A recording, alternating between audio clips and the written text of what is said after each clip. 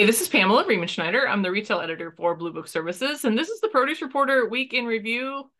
Greg, you're letting me down here. Where's your red? I'm all red here. It's all dirty. I've been wearing it the whole time. It's all a mess. Okay.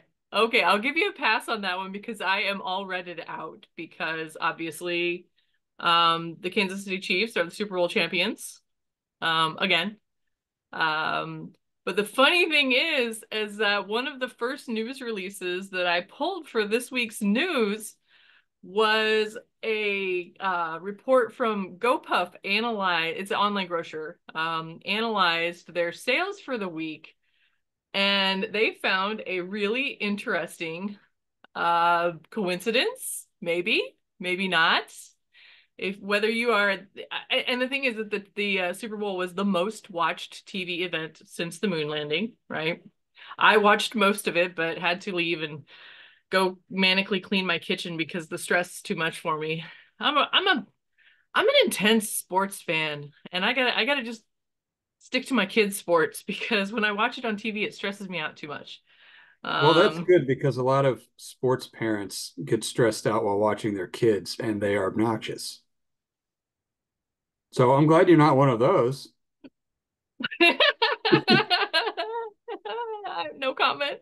I Speaking try. from a referee perspective, See, now my kid is a ref too, so that has kind of tempered my sports momminess a little, but maybe not all of it if you ask my husband.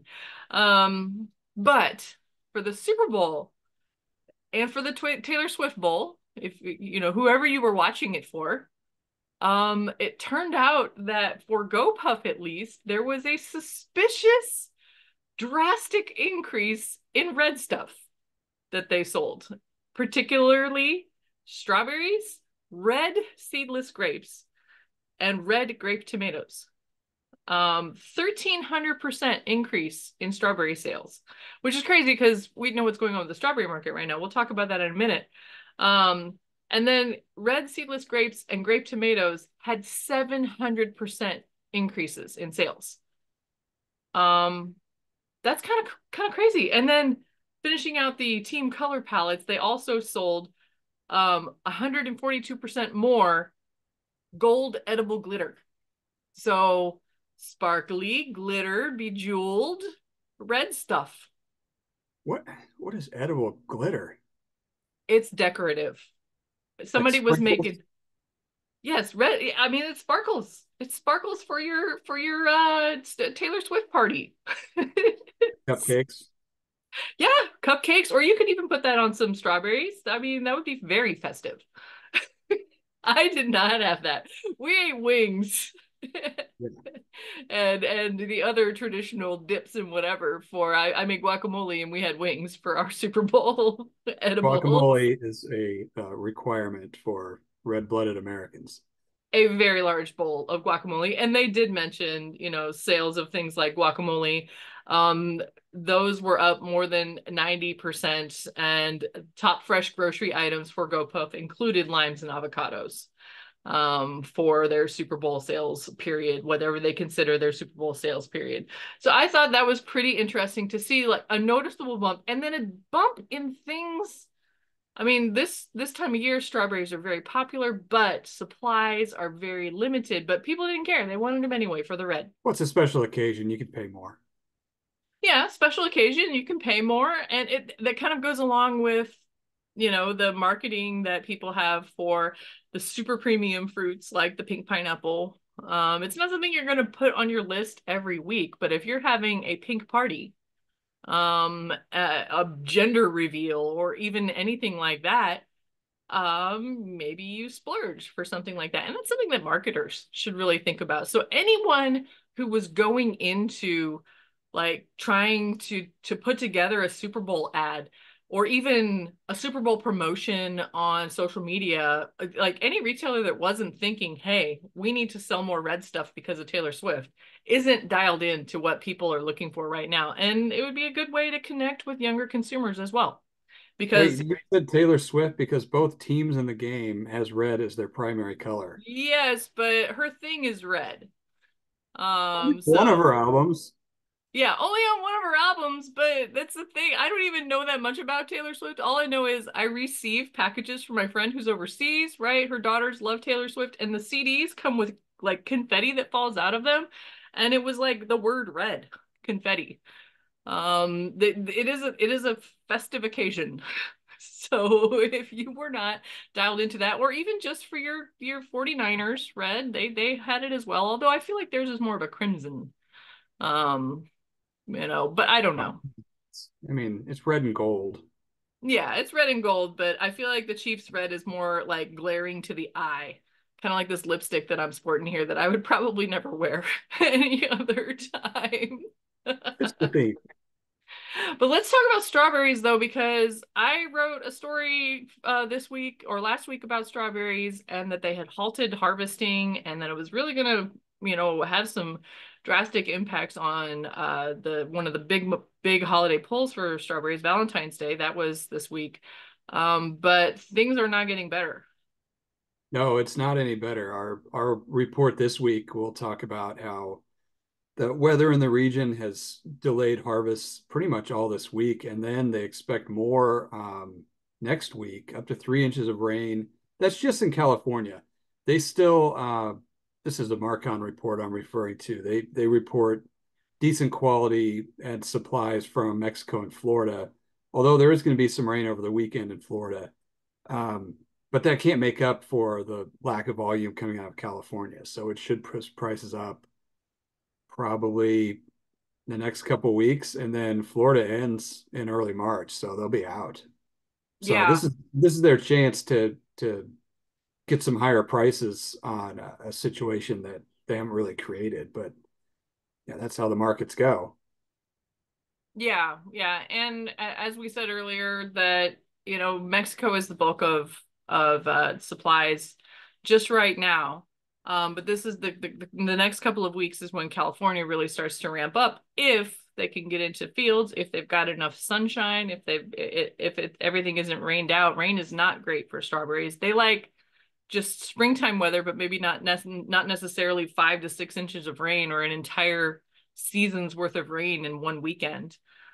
So let's think about the next couple holidays or the next couple of times where we're going to be looking for things like strawberries and pivot to something else. My husband picked up one of those Driscoll heart-shaped clamshells for they had them at Central Market for Valentine's Day. They also had super fancy Tasmanian cherries merchandise because those are as red as well. And so creative retailers are going to be thinking, what can I fill this strawberry hole with? Because it's just not going to be happening in the volumes. And then, at the price point that they're going to be at, it's going to be definitely a luxury item. How much And for not those cherries? how much for the cherries? I think they were $12 a pound, which to Whoa. me didn't seem like that much for Tasmanian cherries. Um, he did not get them for me. You could Stuck get with like me. three, and then it wouldn't be very expensive. Oh no, they're a clamshell. They're fixed price. So Oh, yeah, it's not you're per minimum pound. price of entry there. That's not All right. We also had, speaking of prices, I had an interesting press release. It makes me, kind of makes you go, because we talked briefly last week about Kroger and mergers and is this merger going to get approved and they say it is, but this week we have a press release come from Kroger that says we promise we're gonna lower prices after the merger. Like, I mean, pinky swear. What kind of assurance do we have on this? But they pointed to previous mergers and the fact that they did lower prices after previous mergers. And they specifically said they invested more than 125 million to lower prices at Harris Teeter, more than 100 million after Roundy's, that merger. And then so they're reducing profits to ensure groceries remained affordable, or that's what they plan to do. Um, That's what they said they're planning to do yeah, ahead of I know. approval of a merger. Really? I mean, I guess it just by the if we talk about volume and the more sales you have, the lower your margins can be and lower your profits have to be, I guess, if you're just cranking it through or the less competition you have, right? But yeah, it just makes you go, hmm.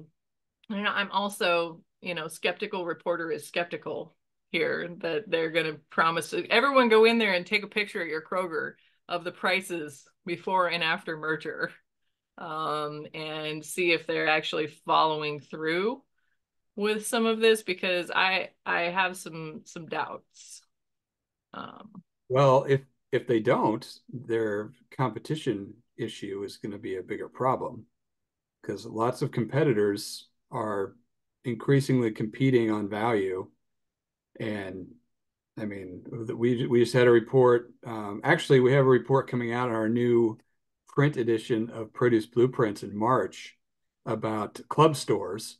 And one of the things we talk about is their increasing market share. And part of the reason they can do that is because people buy bigger products at lower prices per pound or, comparatively.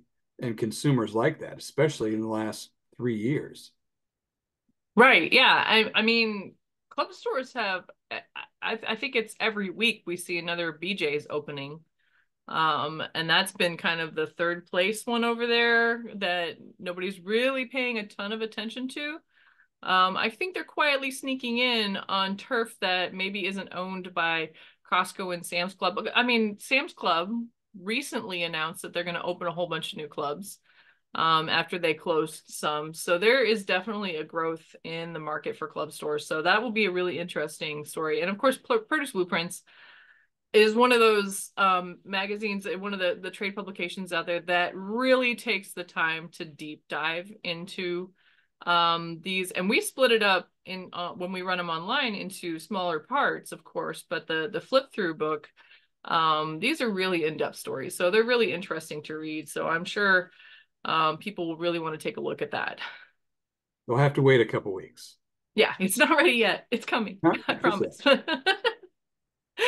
All right. Well, they're going to have to wait for that. And that's it for this week's Produce Reporter Week in Review. If you are not getting the Produce Reporter newsletter, you need to go to producebluebook.com and sign up.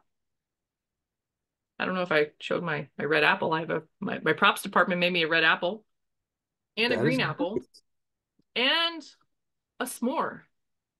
The s'more I thought was pretty good. that is pretty good. That Yeah. competes nicely with work from my kids several years ago when they did that. Yeah, he's 10. So, I mean, he's doing great.